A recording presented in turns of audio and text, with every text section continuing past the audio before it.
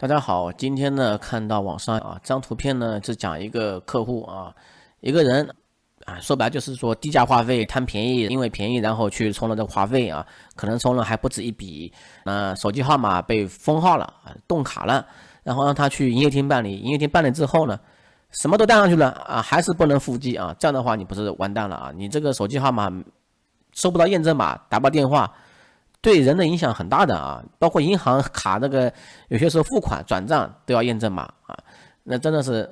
会牵连很多事情。那我建议各位就不要去用这种话费了你看嘛，这种话费便宜的也就8折、85折9折，基本上就这些便宜了，也就比正常官网的价格便宜没多少钱。我想说说就是正常，如果说你是代理商，话费代理商，你能拿到什么价格呢？基本上也就98、97、96没有更便宜了。你真的以为这个话费，如果说你是移动公司老总老总家亲戚，你觉得你做代理商，你能拿到什么价格吗？也没有这么便宜的话费的。我曾经自己10多年前，我打电话跟移动聊过聊过做他们代理的这业务事情。他们把这个业务呢卖给一家公司叫某某支付公司，这个公司呢我现在不说了，不说名字了反正呢后来让我去联系这家公司，这家公司告诉我，反正就是价格的话，说实话跟网上差距不大。网上不是后面不是出现很多软件嘛？之前淘宝最流行的时候很多人他新开个淘宝店，不是叫信誉嘛，刷信誉之类的，不是刷了就是反正展信誉展信誉的话。有个很好办法，就是你挂话费充值软件，别人充话费，你卖便宜点，卖便宜1块2块，反正这些是刚需嘛。那充值到账之后他就是获得信誉了，对不对？这个办法，那他说实话，人家很多都亏本卖的，反正就是说呢，这个话费价格呢，基本上96到99没有赚多少钱的，很多人都是亏本赚信誉的现在应该是没有这种没有太多见这种东西了。现在你看到这种话费都是85折、9折很多那很多人会问，那为什么我上次充值没事你上次充值没事，不代表你下次充值就没有事情因为我这样想的很多充值话费这种东西吧，这种低价话费它那个钱怎么来的呢？基本上我猜想应该是赌博资金，或者说这种黄波，就这2块。为什么现在慢慢多了？上次我也做过个视频，这个视频里面那个人说是他那个话费呢是一个老头被诈骗了这个钱，给他匹配上了刚好是那老头充值付的钱给他充的这个他的号。那我不知道这个骗局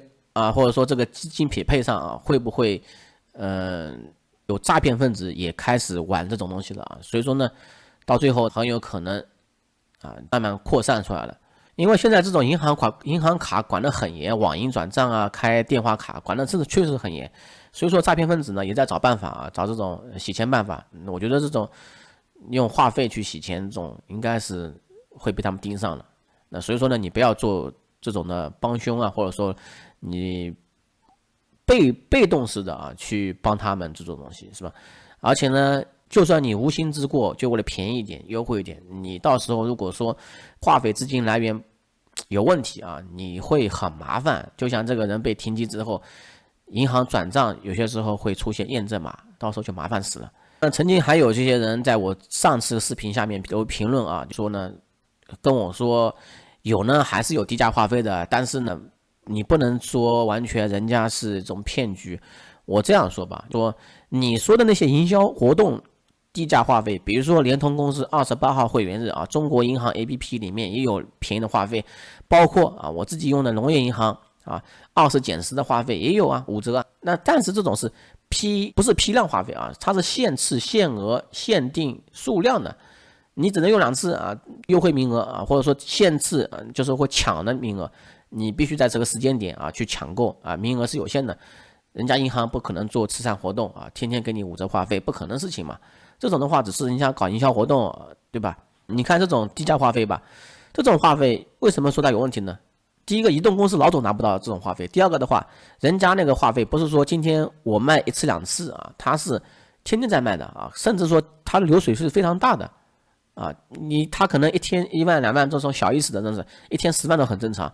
他可能天天10万话费都能给你供得上货，明白吧？当然了，衍生出来的骗局也还是会更多的，比如说充水费电费这种刚需的，我觉得未来这种帖子也会很多。我想说一个，就我自己家人遇到了一件事情嘛。这件事情的话也是非常蹊跷，也是非常非常的，我觉得这个骗子真的是太聪明了啊。怎么说呢？我家人呢比较有点相信运气论，在网上买了个靓号啊，手机靓号，那个号码呢从网上发过来，通过某个知名快递公司，我就不说了啊，上门那种快递公司，上门给你开卡，按道理来说的，你很有信任感嘛。一般来说，这种情况怎么会被骗呢？那卡插进去之后呢，是不是要人脸识别之类的，是吧？刚好那天呢，是在这个下午傍晚的时候，已经在快吃饭的时候呢，所以说呢，也是，很多时候呢，他要让你做签这个字，让你发这个字啊，你都让他，你帮我弄一下吧，是不是啊？还要卡针什么？这个时候就是让你放心的时候，或者说让你没有想太多的时候啊。简单的来说啊，就是那个人呢，趁你不注意帮你开卡成功，他偷偷发了个条短信，注册了一个微信号啊，就是用你手机号码注册的，他把短信给删除，你根本就不知道，神不知鬼不觉，你根本就不知道，他就获得你的微信号，他把这微信号卖给了这种搞诈骗的人啊。过了1个多月吧，人家派出所打电话过来说你的手机号码涉案，因为你自己注册了一个微信号啊，调查一下啊。其实呢，那个时候呢，我们也是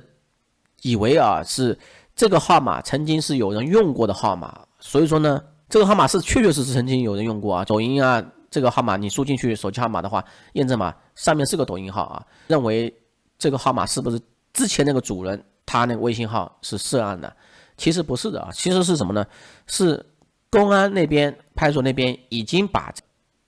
涉案的快递员上门的快递员抓住了啊。他们说实话就是帮助网络犯罪嘛，让他把那些号码的来源都列清楚啊。涉案的被他骗的人，被他偷偷注册微信号的人有几百个人啊。但是这些人呢，就算你不知情啊，就像我家人不知情，但是也要跑到派出所去录笔供录口供又下午时间浪费掉了还提心吊胆会不会被设关联设案件这个。所以说呢，大家这种关于电话卡一定要保护好包括短信这个东西，特别是你换卡办这种靓号，这种很多靓号基本上之前是有人用过的。我知道很多靓号，有些靓号都是这个人被抓进去了被抓进之后呢，他的手机号码呢没有保住也不交费了，欠费停机之后呢，被移动公司或通讯公司收回了，收回之后呢，通讯公司再放出去那这种号码买回来的话，说实话问题是不是很大的？因为你登记信息是，比如说你这个人张三李四什么时候开始用这个号码号码这个前一个主人是谁但是就是因为这个事情呢，比如说我家人当天开卡，当天把这微信号码被他注册了，这个时候的话，你这个责任是不是算你身上了？还好这个事情还能解释清楚还好，因为这种事情呢，涉案的人比较多源头就在于他不在于我家人。